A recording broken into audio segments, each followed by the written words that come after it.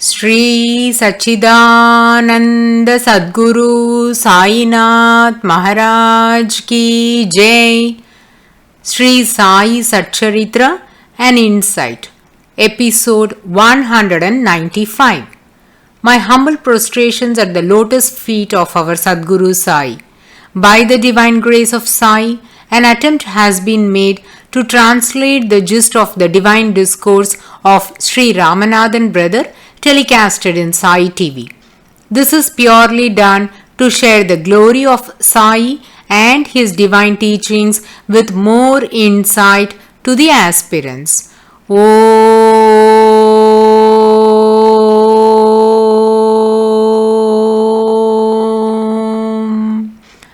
Gurur Brahma, Gurur Vishnuhu, Gurur Devo Maheshwaraha, Gurur Sakshat Parabrahmam, Tasmai Shri Gurave Namaha. Devotees, in the previous episode, we listened to the caring advice given by the Vanjari in the woods to the 4 spiritual aspirants that were in the quest of Brahman.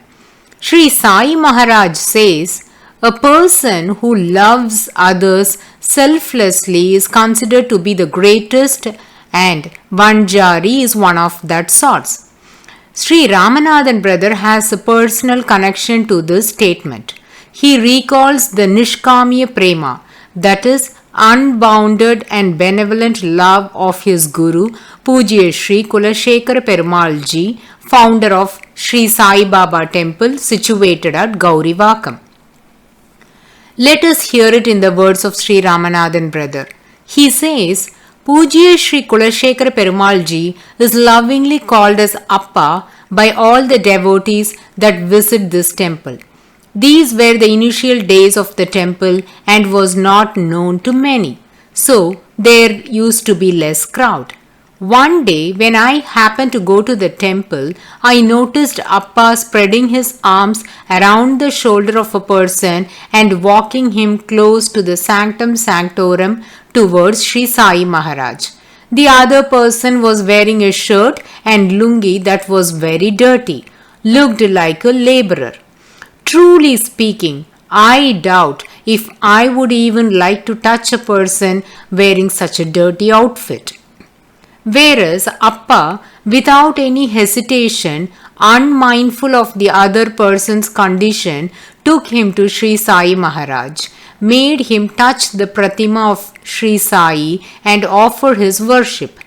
This left me spellbound, because the stranger didn't seem to be an ardent devotee of Sri Sai, neither he is an important person in the society nor wealthy. But that simple person had come to temple to offer his humble worship to Sri Sai, and Appa's gesture was a sort of recognition of his love for Sri Sai and must have made him feel comfortable to worship the Lord at the temple. This replicates the true love of Vanjari, which was acknowledged by Sri Sai Baba. Every time I read this parable story, I immediately get reminded of this incident that I witnessed at Sri Sai Baba Mandir. Sri Sai Maharaj asserts that recognizing that Nishkamya Prema symbolizes the dawn of wisdom. Accepting the Prema Bhakti or loving devotion is one of the means to attain wisdom.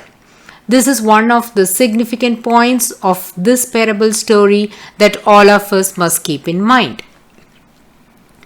Getting back to the original thread, Sri Sai Maharaj accepted 1/4 of bakri with some vegetables from the Vanjari and drank little water.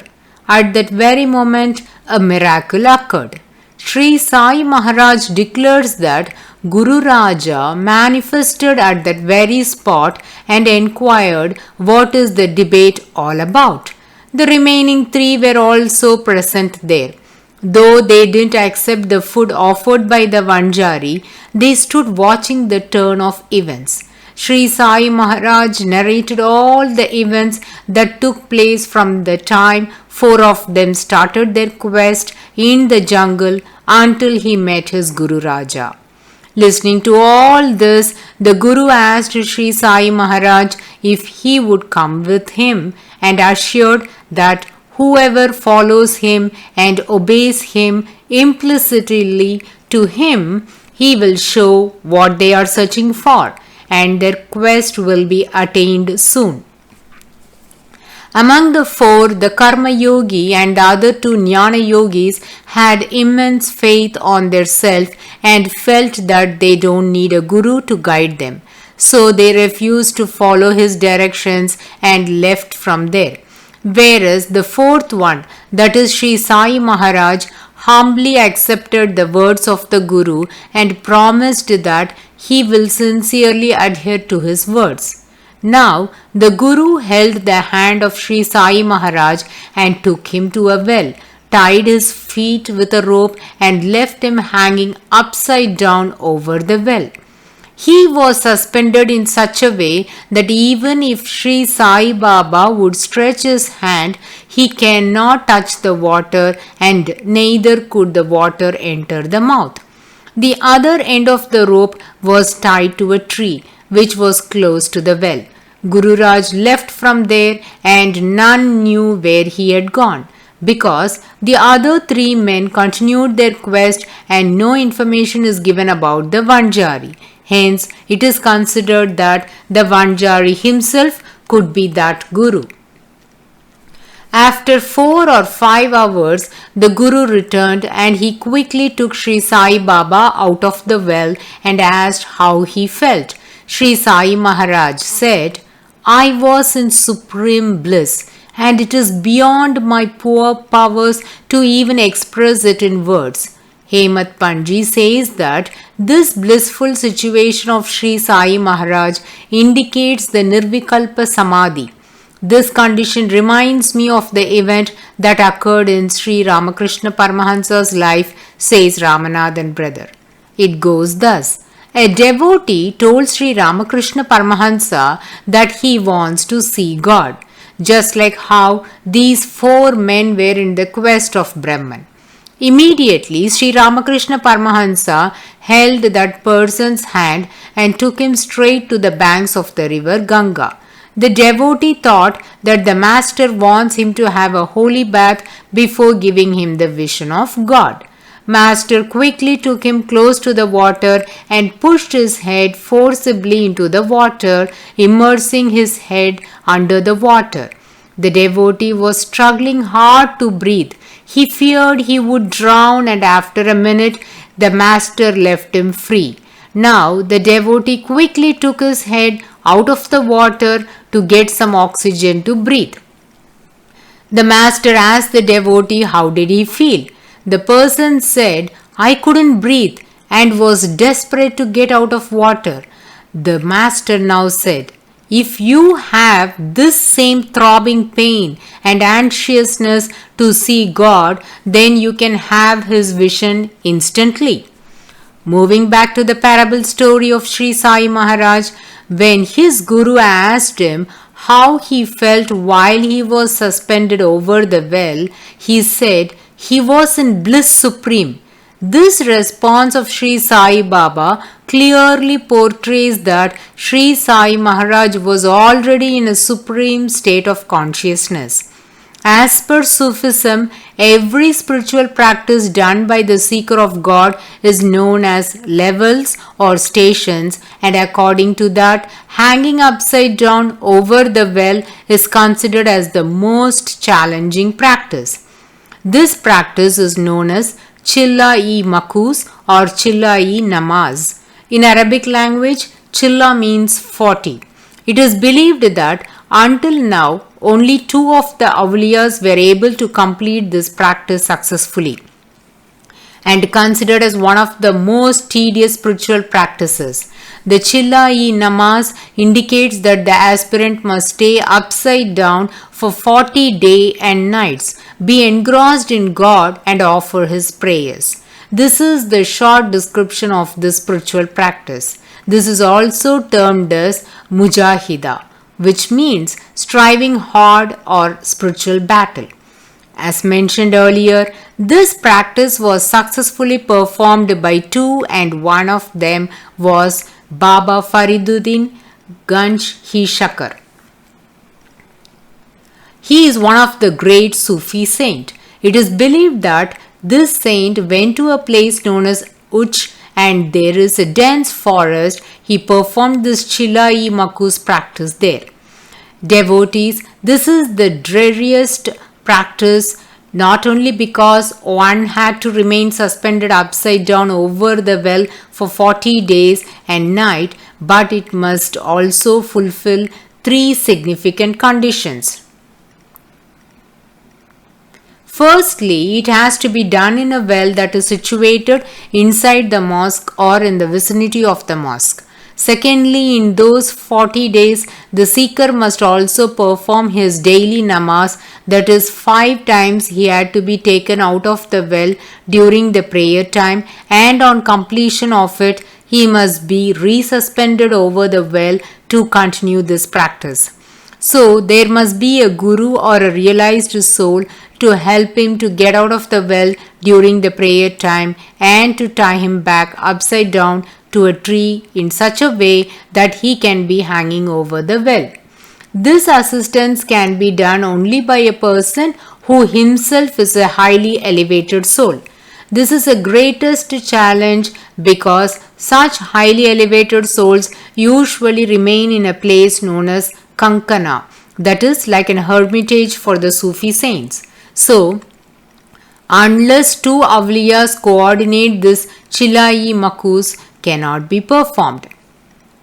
Hence, it is very difficult task to get another awliya. So, how was this feasible for Baba Farid? At a place known as Hansi, there was a spiritually elevated soul by named Khwaja Minai. With his aid, Baba Farid could perform his Chilai Makus at Uch. There is a belief that he had performed this practice twice and he is the only one to have done that.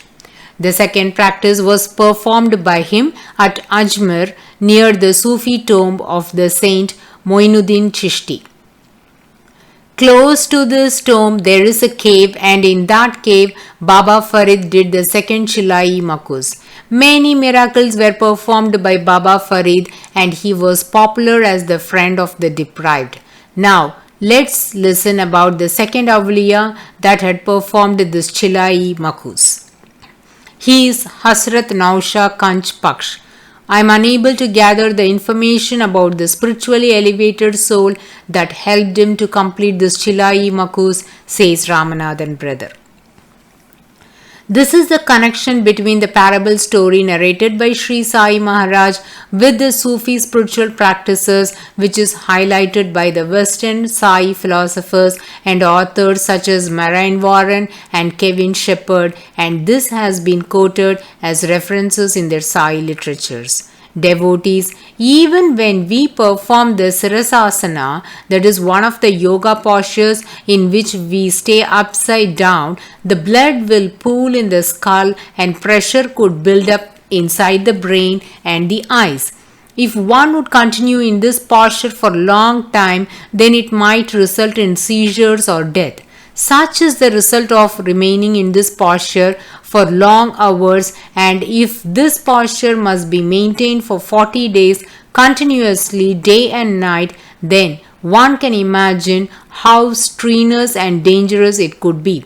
So those who believe Sri Sai Maharaj to be a Sufi saint, their perspective towards this parable story of Sri Sai Maharaj is that it is a true incident and it gains more evidence from the above connections. Whereas Hemat Pandji, author of Sri Sai SATCHARITRA, and Gunaji, who wrote the condensed version of Sri Sai SATCHARITRA, considers the narration of Sri Sai Baba as a mere parable story. The philosophical significance given by these two authors for the parable story goes thus in Sri Sai SATCHARITRA. In the story, Sri Sai Maharaj said, when he was made to hang upside down above the well, neither his hands nor mouth could touch the well water. The mind and the 5 senses are always agitated. Similarly, the water can also get disturbed very easily because even a mild breeze will create a movement in the water and it can't remain still for long. So, water is considered as an example to depict the disturbed nature of the mind and the senses. Hence, to refrain the agitated mind and senses from causing disturbance to the Atma, it is kept aloof. Also, hanging upside down has one more connection. The mind and the senses are always focusing outside, that is, engrossed in search of worldly pleasures and not introverted to the self, that is, the Atma. To sum up, hanging upside down above the well without touching the well water indicates the mind and the senses are directed towards the Atma, and Sri Sai Baba was granted Nirvikalpa Samadhi by his Guru. Next, the Guru tied the feet of the devotee and kept him above the level of the well water. And after few hours, when the Guru came back and asked him how he felt, Sri Sai Maharaj said he was in bliss supreme that depicts the state of Nirvikalpa Samadhi.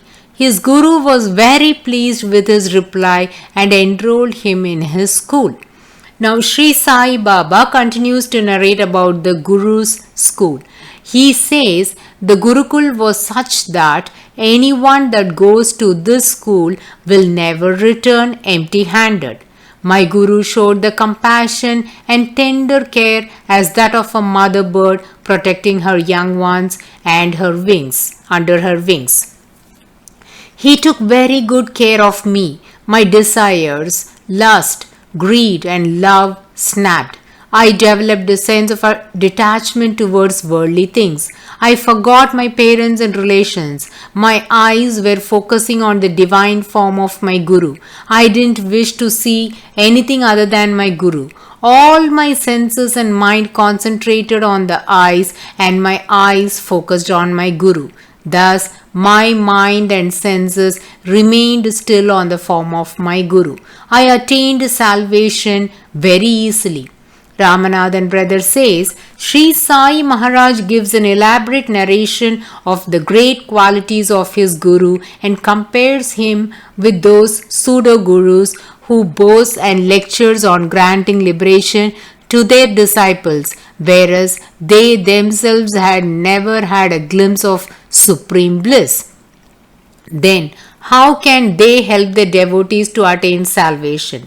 We will not be discussing on the evaluations in detail here because it is adequate at this point for us to know how great the Guru of our Sri Sai Maharaj was. Devotees, let us continue to listen to more Leelas of this chapter in the coming episodes. Bow to Sri Sai. Peace be to all. Om